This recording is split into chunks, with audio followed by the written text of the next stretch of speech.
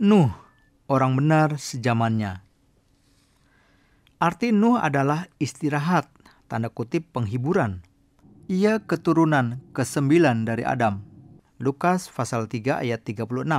Lahir sebagai anak dari Lameh, keturunan dari Set, dalam Kejadian 5 ayat 28 sampai 29. Nuh adalah seorang yang benar dan tidak bercela di antara orang-orang sezamannya. Ia hidup bergaul dengan Allah dan mendapat kasih karunia khusus di mata Tuhan Allah. Pada masa di mana kejahatan manusia besar di bumi, Tuhan Allah memberikan masa anugerah yang terakhir untuk manusia, yaitu masa selama Nuh mempersiapkan bahteranya. Tuhan Allah memberikan cetakan biru bahtera kepada Nuh dan diperintahkannya untuk mempersiapkannya dalam Kejadian 6 ayat 14 sampai 16. Seperti tertulis, Nuh adalah seorang yang benar dan tidak bercela di antara orang-orang sezamannya, dan Nuh itu hidup bergaul dengan Allah. Nuh adalah orang yang berusaha hidup jujur dan suci, memiliki iman yang benar dalam zaman yang penuh dengan kejahatan. Hal yang tidak mudah bagi kita untuk bisa hidup benar dalam zaman yang buruk dan penuh dengan kejahatan. Perintah Tuhan Allah adalah membuat bahtera, mengumpulkan hewan-hewan ke dalam bahtera, mempersiapkan makanan untuk hewan-hewan dan manusia. Nuh melaksanakan semua sesuai dengan perintah Tuhan Allah. Sambil melihat langit yang cerah, ia mempersiapkan bahtera dan makanan. Hal itu pasti diolok oleh tetangga-tetangganya. Namun ia mentaatinya dengan ketekunan dan iman. Ia menyiapkan bahtera dengan iman. Ia mentaatinya dengan iman. Betapa dia orang yang hebat. Kita dapat lihat dari anak-anaknya. Apabila ayahnya tidak dapat dipercaya, anak-anaknya pasti tidak akan patuh kepada kata-kata ayahnya ketika ayahnya mau mengajak melakukan hal yang tidak masuk akal itu. Tetapi 3 anak laki-laki Nuh dan menantu-menantunya membantu pekerjaan ayahnya dan menyelesaikan pembuatan bahtera. Pekerjaan yang sangat besar ini tidak akan dapat diselesaikan dengan kekuatan Nuh sendiri. Nuh memiliki anak pada usia tua. Alkitab mencatat, setelah Nuh berumur 500 tahun, ia memperanakan Sem, Ham, dan Yafet. Air bah dimulai pada tahun ia berumur 600 tahun. Jadi umur Sem pada saat itu lebih kurang 100 tahun. Nuh masuk ke dalam bahtera pada waktu ia berumur 600 tahun. Pada bulan yang kedua, kemudian hujan lebat turun 40 hari 40 malam lamanya. Akhirnya seluruh dunia tenggelam dalam air. Dalam Kejadian 7 ayat 1 sampai 24 dan Kejadian 8 ayat 1 sampai 17. Dalam tahun ke-601, dalam bulan pertama pada tanggal 1 bulan itu, sudahlah kering air itu dari batas bumi.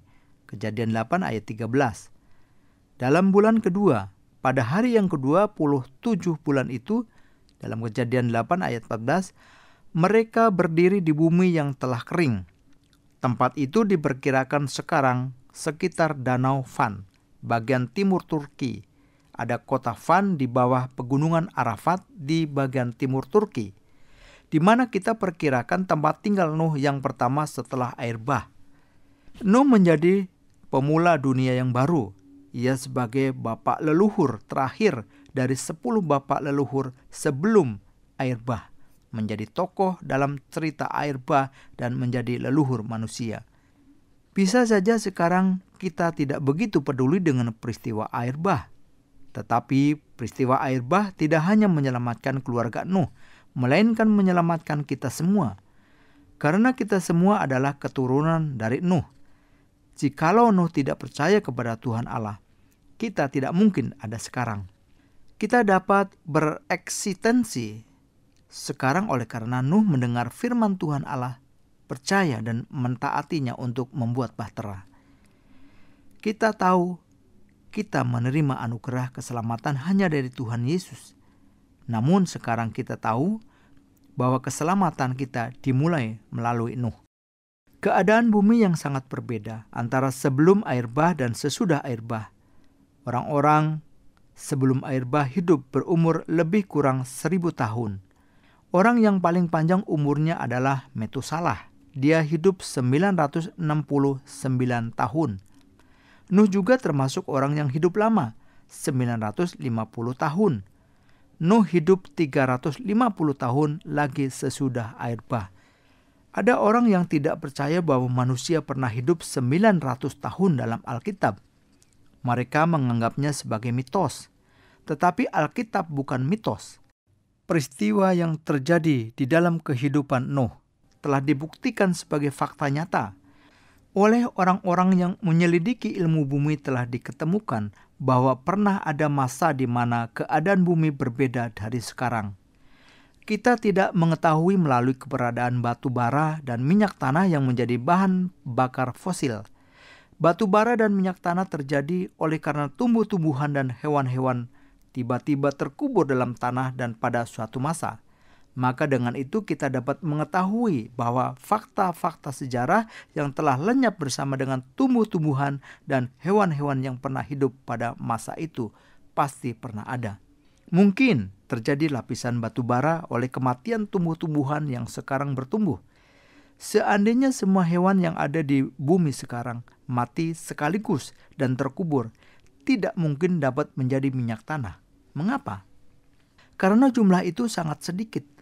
Jika terkubur ke dalam tanah, terhisap ke tanah, hanya menjadi tanah saja. Mayat-mayat dari makhluk masa kini hanya menjadi tanah saja. Semua orang tahu bahwa mayat-mayat dari tumbuh-tumbuhan dan hewan-hewan sekarang tidak dapat menjadi minyak tanah atau batu bara. Kalau begitu, batu bara dan minyak tanah yang banyak sekali yang kita pakai sekarang bagaimana terjadi? Kapan? Berapa banyak makhluk terkubur dan mengapa? Ahli-ahli biologi dan ilmu bumi ingin tahu, mengapa dinosaurus memiliki badan besar dan sejak kapan punah? Ilmuwan mengatakan pernah ada masa glasial, namun tidak dapat menjelaskan mengapa pernah ada masa glasial. Tetapi kita mengetahui bahwa pernah ada masa glasial. Para ilmuwan menjelaskan alasan mengapa terjadi masa glasial dengan 60 macam.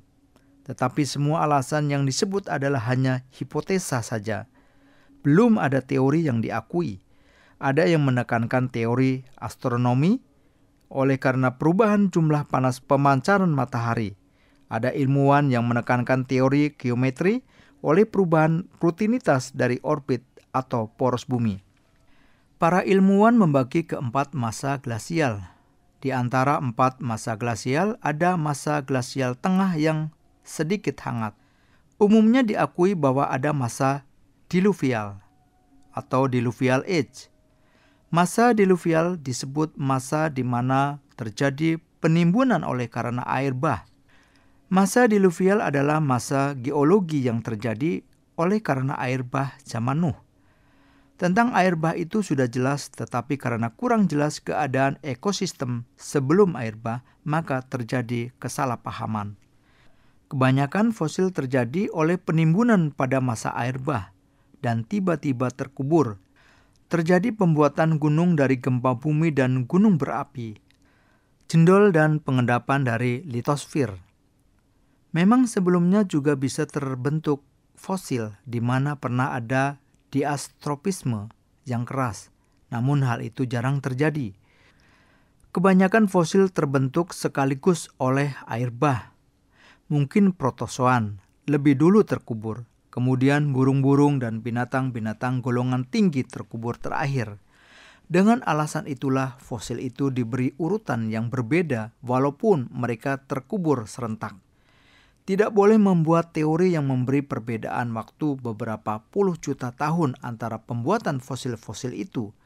Teori itu akan membengkokkan sejarah. Sepertinya dunia sebelum air bah adalah dunia yang penuh dengan kehidupan. Bisa juga lebih banyak orang yang hidup daripada sekarang. Bisa juga lebih banyak hewan dengan badan yang lebih besar. Bisa hidup lebih lama. Dalam hutan lebih banyak pepohonan. Banyak sekali pohon yang tingginya lebih dari 500 meter. Pada zaman itu ada hewan-hewan yang jenisnya lebih banyak. Suhunya lebih hangat daripada bumi sekarang. tidak begitu berbeda dengan suhu di kutub selatan, kutub utara, dan di khatulistiwa. Sepertinya juga ada lapisan air di bagian atas atmosfer. Karena adanya lapisan air itu, sinar matahari tidak langsung masuk, tetapi menjadi terpencar melalui lapisan air itu, melindungi bumi dari sinar-sinar yang tidak baik. Luasnya daratan terlihat jauh lebih luas dari sekarang. Bentang benua sekarang adalah daratan pada zaman itu. Banyak makhluk hidup di dalamnya. Tekanan udara saat itu lebih tinggi dari sekarang, maka mudah bernafas. Umur hewan-hewan lebih panjang 10 kali daripada sekarang. Hampir tidak ada hewan yang tidak memerlukan oksigen. Asimilasi karbon lancar oleh karena hutan yang lebat, udara bersih dan segar. Hewan-hewan yang bernapas dengan hidung hidup lebih panjang 10 kali daripada sekarang. Kita juga dapat melihat manusia biasanya hidup sampai 800 sampai 900 tahun atau lebih. Kita juga dapat mengetahui badan manusia dan hewan-hewan saat itu lebih besar dan indah daripada sekarang. Selama kita membaca kitab Kejadian, kita dapat mengetahui bahwa dunia sekarang itu sudah pasti pernah ada. Tetapi sesudah air bah, dalam waktu yang tidak kurang dari 1 tahun, lapisan air di bagian atas atmosfer menghilang oleh karena hujan lebat yang turun selama 40 hari. Sinar matahari tercurah langsung di atas khatulistiwa. Daerah kutub selatan dan utara diselimuti oleh es. Tekanan udara turun drastis, hutan-hutan menghilang. Hewan-hewan yang berbadan besar terhanyut dalam air bah, terkubur di sesuatu tempat dan menjadi lapisan tanah yang disebut masa diluvial. Gunung Merapi meletus di banyak tempat. Litosfer terbentuk secara baru oleh jendol dan pengendapan. Nuh menjadi pemula dunia baru. Keturunan melalui 3 anak laki-lakinya, Sem, Ham, Yafet, terpencar ke seluruh dunia. Sesudah itu manusia mengingat penghakiman Tuhan Allah melalui air bah, sehingga mereka ketakutan setiap saat turun hujan lebat. Jika turun hujan lebat, mereka mencoba membuat bahtera lagi dan juga merencanakan membuat menara yang tinggi supaya dapat melarikan diri ke sana. Namun, Allah memanggil Nuh dan mengadakan perjanjian, memberikan busur sebagai tanda bukti perjanjian di dalam Kejadian 9 ayat 13. Begitupun manusia tidak percaya lagi akan perjanjian Tuhan Allah, mendirikan menara Babel.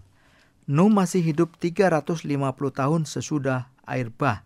Dia mati pada umur 950 tahun, lalu kembali kepada Tuhan Allah. Dalam Kejadian 9 ayat 28 sampai 29.